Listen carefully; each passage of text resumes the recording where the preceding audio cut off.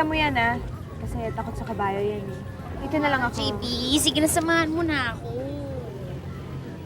Sige, babalikan na kita Hindi interview. na. Okay lang ako dito. Kasi kasuhin mo na lang si Kara. Baka mamaya kung ano pa isipin niyan, sabihin niya, pati ex-girlfriend mo, inaasikaso mo, di ba? Ikaw rin. Kung mamaya hindi ka pa sagutin yan. JB, tara na. Alam mo, Rosario understands naman eh. Diba, Rose? Tara, let's go na. I know it's awkward kasi hindi man lang namin nasabi sa'yo na sasama pala si JB. Ako ba? Okay lang yun. Huwag mo ko isipin. Sko, alam mo, nandito tayo sa Baguio and we're supposed to have fun here, di ba? I'll be fine. Alam mo, Rosario, you don't have to pretend. Alam ko naman na masakit pa rin hanggang ngayon. Alam eh. Ayoko na may pagpilitan yung sarili ko sa isang tao na may iba lang gusto, di ba? Ano? What do you mean? Si JB. Ano ka ba? Hindi mo pa ba alam? Nililigawan ni JB si Kara. Ganun talaga eh. Actually, inumpisahan niya ngang ligawan si Kara. Hindi pa siya nakikipag-break sa akin. That's not possible. Alam ko.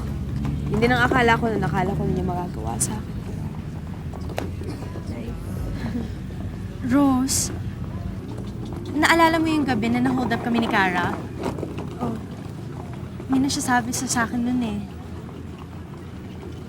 Na naiinis daw siya dahil nasa'yo si JB. Alam mo, nabiro ko nga siya nun eh. Sabi ko, mamaya in love siya kay JB. Kaya hindi ako pwedeng maniwala na si JB ang naghahabol kay Kara.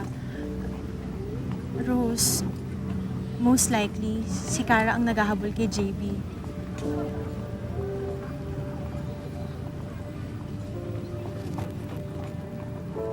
Ang galing mo talagang riding instructor, JB. Can I buy you merienda to pay back? Tinuruan lang kita dahil pinakiusapan ako ng Rosario. Bossing!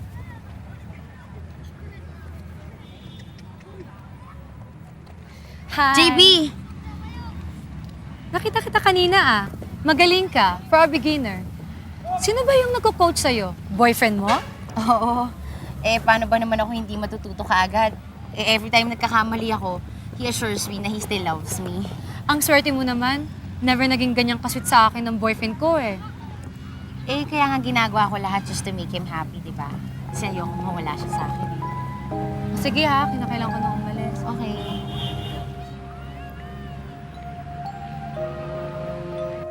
Oh, hindi pwede yan. Usapan ng barkada, lahat tayo mag-horseback riding. oo nga. Kaya lang wala nga ako sa mood. Ang kulit mo naman. Masakit yung pa ako eh. Nasprain ako dun sa lakad natin kahapon. Hindi pwede yan. No excuses.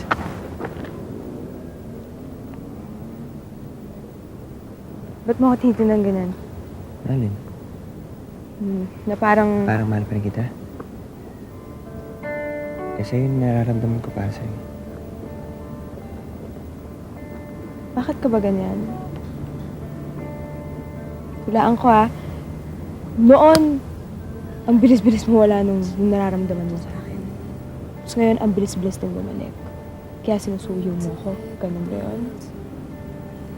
Kahit kailan naman, Rose, hindi na wala ang feelings ko para sa'yo. Oo nga, kaya nga iniwan mo ko sa ere, di ba? Iniwan mo ko, wala man lang explanation. Sinabi ko sa'yo, Rose. Pero ayaw maniwala sa akin eh.